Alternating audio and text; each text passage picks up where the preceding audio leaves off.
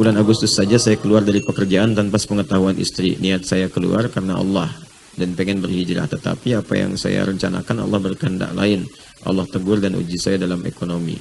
Di saat keterpurukan saya sekarang, Allah kasih saya rasa pengen mengenal Rasul dan berusaha mengenal Rasul dan gemar bersolawat. Apakah saya salah bersolawat karena meminta pengen pertolongan Allah? Terima kasih Ustaz. Baik, yang pertama, ini kan persoalannya kompleks. 3 ini, di pekerjaan, di rumah tangga, di solawat. Saya mau mulai di rumah tangga dulu untuk dasarnya. Rumah tangga itu kan berpartner, bukan sendiri-sendiri. Kalau sendiri, jomblo.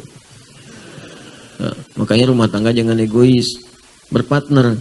Karena itu ketika Adam diciptakan, kemudian dipasangkan dengan Hawa, kalimatnya menggunakan zauj. Buka Quran surah kedua Al-Baqarah ayat 35. Wa qulna ya Adam uskun anta wa zaujukal jannah. Zauj. Tidak pernah disebut zaujah di Quran. Tidak pernah zaujah untuk menunjukkan pasangan. Selalu zauj. Zauj. Zaujun jamaknya azwajun. Zaujah itu pakai tak nanti untuk di pembagian warisan atau menunjuk gender untuk khusus perempuan dalam hal praktek ibadah atau aktivitas yang tidak pernah dikerjakan oleh laki-laki. Tapi ketika menunjuk pasangan zauj, zaujun, zai, waw, jim. Apa zauj? Zauj itu asalnya kata netral untuk menunjuk pada pasangan yang serasi, couple. Ya, makanya orang-orang Arab selalu mengatakan kalau ada pasangan serasi walaupun beda tapi melengkapi itu disebut zauj. When zauj tali, kemana pasangan sendal saya? Ya, zauj, nah sendal itu alas kaki disebut zauj. Karena walaupun beda, itu menyempurnakan. Coba cek ya, alas kaki sendal kanan dengan kiri sama nggak? Pasti beda, cetakannya lain. Yang kanan dicetak untuk kaki kanan, yang kiri untuk kaki kiri, bentuknya beda. Nggak percaya, keluar dari sini pakai kanan, itu gunakan yang kiri alas kakinya. Yang kiri pakai sama yang kanan. Silakan pakai, jalannya ngesot tuh. Ya, nggak akan lurus jalannya. Kenapa? Karena nggak akan enak. Tempatkan kanan di kanan, kiri di kiri, maka disebut zauj sempurna. Dan dalam jalan pun indah. Kaki kanan dengan kiri beda kan? Ya, dan nggak pernah egois. Ketika kanan di depan, kiri pasti di belakang. Ketika kiri ke depan, kanan menjadi tumpuan. Nggak pernah ada kanan ingin balapan dengan kiri. Nggak akan nyampe-nyampe. Nggak akan nyampe-nyampe. Gitu kan? Ya, kalau mau sama-sama lompat jadi pocong. Contoh gitu kan. Jadi sesungguhnya zauj itu disebutkan kalimat yang saling melengkapi. Ya, Pak, bahasa tadi maksudnya canda gurauan gitu kan, orang yang tampak-tampak, jangan dipotong video saya. Ya, Adi Hidayat berbicara tentang pocong ya. Bukan. Ya, jadi kanan lewat, kiri tunggu, kiri lewat, kanan jadi topangan. Ya. Jadi kalau kita kemudian kumpulkan semuanya, tarik ke dalam makna tadi, di rumah tangga itu harus berpartner. Suami punya masalah, istri jadikan topangan, cerita, ngobrol, diskusi. Makanya di Al-Bukhari, nomor hadis ke-4-5 itu, dari Jabir bin Abdullah radhiyallahu ta'ala anhu, Nabi punya persoalan di awal menerima wahyu, pulang-pulang ke rumahnya, ya, melihat kemudian di pertengahan malaikat Jibril dalam rupa aslinya. Dan sering saya katakan hadis ini, siang-siang turun setelah periode Iqra. Iqra sudah turun, semakin gemar bertahanus datang ke Gua Hira. Ya, begitu naik ke atas, nggak dapat apa-apa, wahyu belum turun. Turun kemudian siang bolong, siang kosong. Begitu turun, tiba-tiba ada panggilan Muhammad, Muhammad. Ya, nengok kanan kiri nggak ada orang, depan belakang kosong. Nengok ke atas penasaran. Makanya yaqudu bainas sama'i wal ardi, tiba-tiba ada sosok kayak duduk begini antara langit dan bumi. Ya, diilustrasikan beginilah Anda keluar dari sini, dari masjid ini siang-siang jam 2. Ya, tiba-tiba keluar ada panggilan Cepi.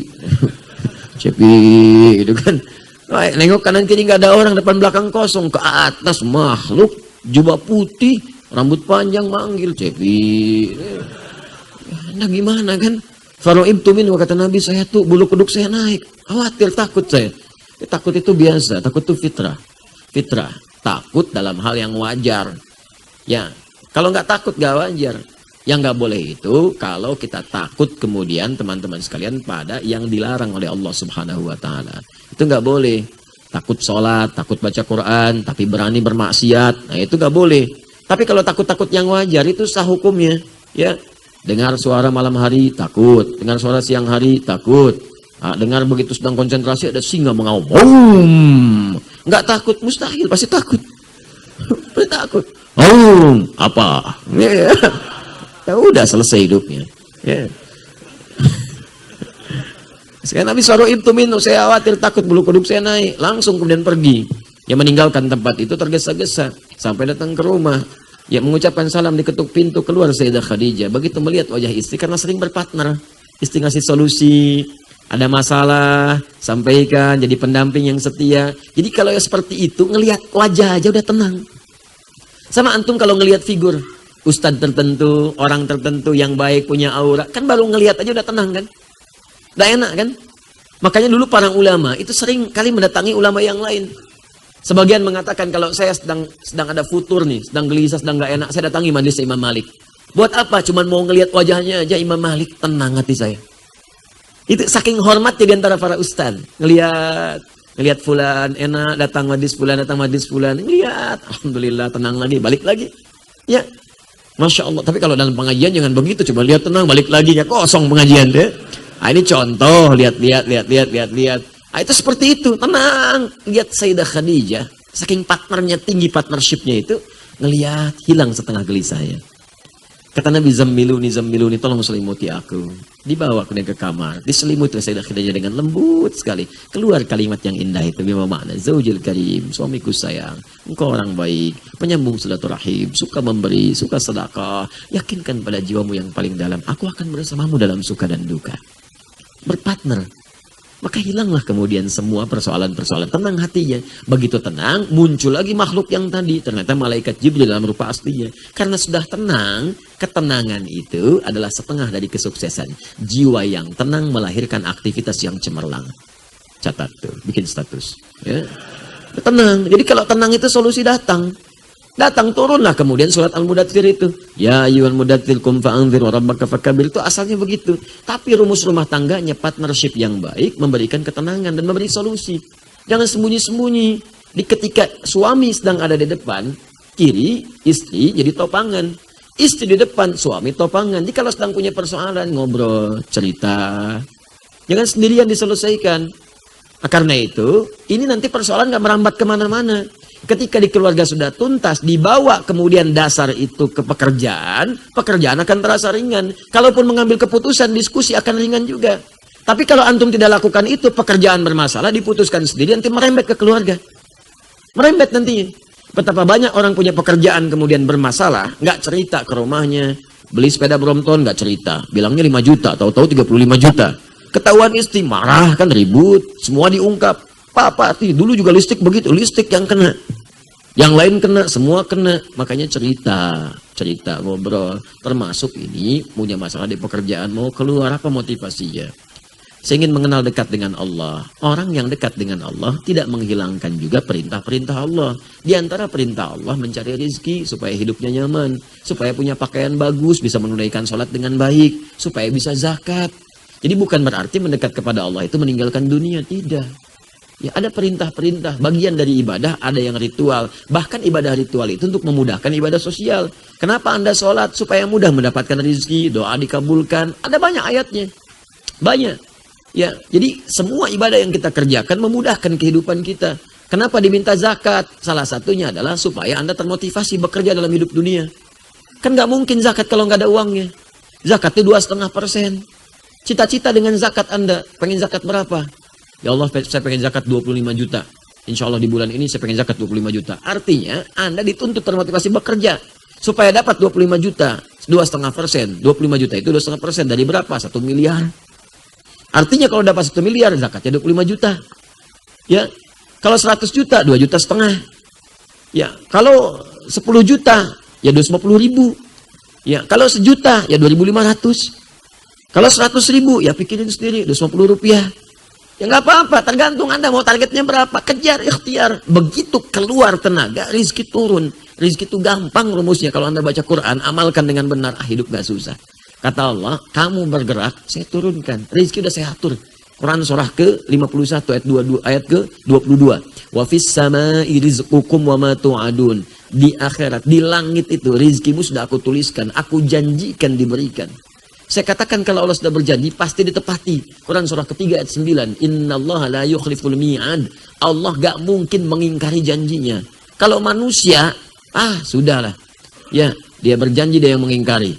Ya, silakan. Kau yang memulai, kau yang mengakhiri. Kau yang berjanji, kau yang mengingkari. Tapi kalau Allah tidak, wal awal wal akhir. Dia awal dan akhir. Berjanji menepati, nggak pernah mengingkari. Makanya ketika Allah katakan, saya sudah kumpulkan, saya sudah tetapkan rezeki, mau aku tuliskan di langit, aku atur sesuai kebutuhanmu. Walladzi qaddara fahada. Ditetapkan, diberi petunjuk. Dan bukan cuma menetapkan, diberi petunjuk, begini cara mendapatkannya. Dikasih. Bagaimana caranya? Engkau bergerak, rezeki aku turunkan. Yang penting beraktivitas. Kalau belum dapat saat itu, bukan belum dapat. Mungkin kualitas kita sedang dinaikkan oleh Allah. Supaya kreativitasnya meningkat. Kalau sudah meningkat, lebih gampang lagi mendapatkannya. Yang sekarang ini, bukan nggak turun, diakumulasikan. Allah tuh adil, teman-teman. Anda keluar sekarang, bekerja nih. Harusnya Anda dapat misalnya sekarang 10.000. Tapi nggak dapat sama sekali. Itu kadang-kadang kita dinaikkan dulu effortnya supaya keluar. Kreativitas muncul. Nggak begini, lakukan begitu. Sehingga variasinya banyak. Ketika kemudian variasi sudah banyak, inovasinya banyak, dikumpulkan nanti kemudian hari, tiba-tiba hari ketiga dapat 30.000. 30.000 itu bukan hari itu saja, dikumpulkan, diakumulasikan dari yang sebelumnya. Itu dasar untuk mendapatkan 300.000, 3 juta, 30 juta, 300 juta, 3 miliar, dikumpulkan. Di ketika Anda sudah mendapatkan banyak inovasi, beragam yang hebat, kemampuan yang banyak, lebih mudah mendapatinya. Bergerak. Ya, anak sekarang kan gampang sekali nemukan perempatan yang dapat rezeki. Nemukan perempatan, modal peluit 1, ada yang nggak pakai peluit. Ayo, mobil lewat, 1.000, makasih Pak. 2.000, makasih bos. Jadi bos tuh 2.000. 5.000 aku saudara, makasih Om. Lihat tuh. Ya. Wah, luar biasa tuh. 10.000 aku kakak lagi. Ya. Nah, jadi Anda bergerak datang, jangan takut kok. Ya, demi Allah saya katakan, demi Allah, sebelum nyawa sampai kerongkongan, rezeki akan datang. Akan datang. Ya Anda ikut taklim aja dapat sarapan. Ya, silakan, jangan susah. Nggak susah dapat rezeki, yang penting Anda bergerak. Cuman tadi kembali cerita, ngobrol. Aku di kantor ada pekerjaan, ada aktivitas sementara, aku tuh sedang ada kerinduan tertinggi kepada Allah. Bagaimana caranya? Ayah kita konsultasi aja deh dengan Ustadz. Konsultasi dengan si fulan, tanyakan bagaimana caranya ingin mendekat kepada Allah tapi tanpa melanggar ketentuan Allah. Ya, kecuali kalau yang dikerjakan itu bentuknya melanggar ketentuan Allah, maka caranya berhijrah mencari pekerjaan lain. Diskusi lagi dengan istri. Dek, berapa kebutuhan kita sebulan? Sekian. Semoga Allah ridha ya. Abang akan coba mencari pekerjaan yang lain dulu. Sambil mencari, yang ini tetap dilakukan dulu sambil mencari. Itu fikihnya begitu. Itu fikih, itu tahapan. Bukan tiba-tiba ditinggalkan, tiba-tiba Anda terjun bebas. Bukan begitu caranya. Ada fikih, belajar dulu fikihnya. Makanya jangan pernah menyimpulkan hukum dari terjemahan. Ada nanti turunan-turunan fikih itu beda. Beda dengan ilmu tauhid. Ilmu tauhid ada fikih, ada tauhid itu lain. Jangan menghukumi masalah fikih dengan ilmu tauhid. Tauhid itu hitam putih. Hitam putih. Fikih itu fleksibel. Ya, ta'tariyal akamul khamsah. Ada 5 hukum. Bisa mubah, tarik ke kanan jadi sunnah, tarik lagi jadi wajib, ke kiri jadi makruh, tarik lagi jadi haram. Jadi 5 itu. Ta'tarihil ahkamul khamsah. Tapi kalau tauhid hitam putih, ya atau tidak, qul huwallahu ahad, sudah selesai. Nggak ada pilihan yang lain. Katakan Allah itu esa, Allah hanya Allah yang Tuhan, yang lain bukan. Selesai, nggak ada pilihan. Terdapat perbedaan pendapat di kalangan ulama tentang apakah Allah ada atau tidak. Itu berarti belum paham tauhid. Jelas ya? Akidah itu jelas hitam putih. Tapi kalau masuk fikih, ranahnya kompleks. Yang halal bisa jadi haram. Nikah itu halal, bisa jadi haram kalau dengan pernikahan bisa menyakiti pasangan atau menjauhkan dia dari Allah. Haram hukumnya. Nanti kita menikah sayang. Ya bang, insya Allah. Bukan, kalau kamu nikah dengan aku syaratnya pindah ikut keyakinan aku. Haram pernikahannya. Wala tankihul musyrikati hatta yu'minna. Al-Baqarah 221. Jangan pernah menikah dengan perempuan yang beda keyakinan, musyrik. Ya, sampai dia mau beriman. Beriman dulu, supaya rumah tangganya tenang. Itu hikmahnya. Jadi kalau banyak yang dilarang di Quran, misal ada larangan, bukan ingin memberikan beban berat kepada kita dengan larangan, bukan. Tapi ingin memberikan ketenangan dalam hidup. Allah tuh maha tahu. Kamu kalau beda begini, nanti ribut, repot, capek, ya, dan sebagainya. Wala amatun mu'minatun khairun musyrikati walau ajabatkum. Cari yang beriman. Walaupun mungkin dari kualitas fisiknya, wajahnya, terlihat biasa-biasa. Tapi lebih baik buat kamu, kata Allah, dibandingkan yang tidak beriman, wajah memikat. Lebih baik yang biasa-biasa. Kan cantik itu relatif. Dan memudar dia. Sekarang cantik, 10 tahun kemudian mulai memudar. 20 tahun kemudian sudah mulai hilang kecantikannya. Memudar. Makanya orang bilang cantik relatif, walaupun jelek itu mutlak, gitu kan? Nah, dia ada standar-standar. Ya, sama perempuan juga, wala tunkihul musyrikin hatta yu'minu. Jangan nikahkan, hei para ayah, para ibu, jangan nikahkan anak perempuanmu, gadismu dengan pria-pria yang belum beriman. Kalau laki-laki jangan menikah, kalau perempuan jangan nikahkan. Ingat, karena perempuan punya wali. Kalau orang tua menikahkan anaknya pada yang tidak beriman, orang tuanya ikut dosa. Lihat kalimat Qurannya. Nah, maka di sini partnership penting, diskusi, ngobrol, konsultasi. Nah, oleh karena itu dari sini cari pekerjaan yang baik sambil berusaha meninggalkan yang ini. Jadi ketika dapat, insya Allah yang dapat itu memenuhi rezeki kita. Tinggalkan yang pertama. Ya, ambil yang ini, kerjakan dalam hidup. Kalau seperti itu, insya Allah lancar jalannya. Nah, Anda sekarang dalam situasi yang Anda rasakan sulit, insya Allah tidak ada kesulitan yang nggak ada solusinya. Pertama, yakinkan pada Allah rumusnya. Quran surah ke 2 ayat 286. La yukallifullahu nafsan illa. Tidak mungkin Allah menguji seseorang hamba kalau dia nggak sanggup. Artinya kalau Anda diuji begini, Anda yang sanggup. Ada hidayat tidak? Anda sanggup, maka yakin. Kemudian rumus yang kedua, inna ma'al usri yusra. Tanamkan pada kita keyakinan paling dalam pada jiwa. Kata Allah, setiap kamu punya masalah, pertama optimis dulu, pasti ada solusinya. Jadi kalau di psikologi ucapkan, ini selesai nih, pasti ada solusi. Ada masalah di rumah tangga, insya Allah selesai. Ada masalah di kantor, insya Allah selesai. Nah itu secara psikologis, membantu kita lebih optimis. Makanya ayat ini disebut al-insyirah, lapang hati. Di orang yang optimis itu lapang jiwanya. Ya alam nashrah laka sadrak, wa wada'na anka wizrak, alladhi anqadha dhahrak, wa rafa'na laka dzikrak. Kata Allah, Muhammad, lapangkan hatimu. Lapangkan. Makanya kalau lapang, seberat apapun beban, itu akan terasa ringan. Termasuk beban yang membuat pundakmu berat. Seperti angkat berat kan? Ya, angkat beban, itu begitu diangkat kan semua berat. Ya dari kepala. Makanya ketika barbarnya diangkat, wajahnya merah. Ya kan? Kakinya jitan, tangannya susah. Semua berat. Itu dilukiskan kata Quran, ada orang yang akan menanggung beban kehidupan, saking beratnya, dari kepala pusing sampai kaki lunglai. Tapi kalau hatinya lapang, itu akan terasa ringan.